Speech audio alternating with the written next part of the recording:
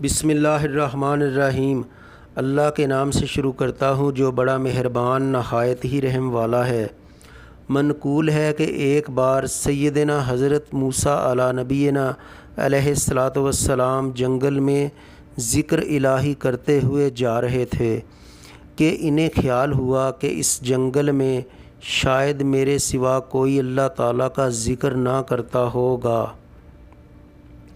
اللہ تعالیٰ نے وحوش و طیور درندوں اور پرندوں کو حکم دیا کہ ہمارے ذکر کی آواز بلند کرو، تو اس قدر ذکر اللہ کا شور ہوا کہ حضرت موسیٰ علیہ السلام سجدے میں گر گئے اور عرض کیا، اے اللہ تعالیٰ، کیا زمین کے نیچے بھی تیرا ذکر ہوتا ہے؟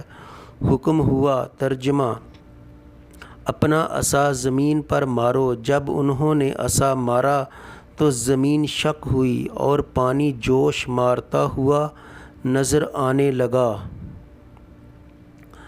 حکم ہوا اس پر بھی عصا مارو۔ آپ علیہ السلام نے اس پر بھی عصا مارا، ایک سیاہ پتھر نمودار ہوا۔ حکم ہوا اس پر بھی عصا مارو۔ آپ علیہ السلام نے اس پر بھی عصا مارا تو وہ پتھر شق ہوا اور ایک سبز رنگ کا جانور نکلا جو اللہ تعالیٰ کا ذکر کر رہا تھا۔ سبحان اللہ۔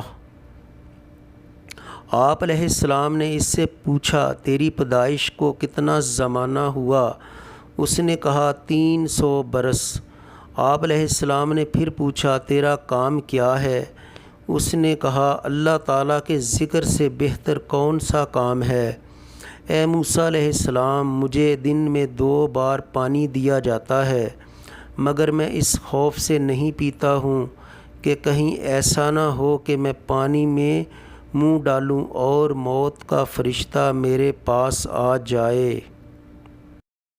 یہ کہہ کر اندر غائب ہو گیا اور پتھر پانی کے نیچے چلا گیا۔ پھر زمین برابر ہو گئی۔ اللہ تعالیٰ سے دعا ہے کہ اللہ تعالیٰ ہمیں بھی ہر وقت اپنے ذکر سے ہماری زبانوں کو تر و تازہ رکھے اور ہم بھی ہر وقت اللہ تعالیٰ کا ذکر کرتے رہیں۔ ویڈیو اچھی لگی تو اسے لائک اور شیئر ضرور کریں۔ اپنا بہت سا خیال رکھیں اور ہمیں اپنی نیک دعا میں یاد رکھیں۔ چینل کو سبسکرائب کریں، شیئر کریں، لائک کریں۔ اللہ حافظ۔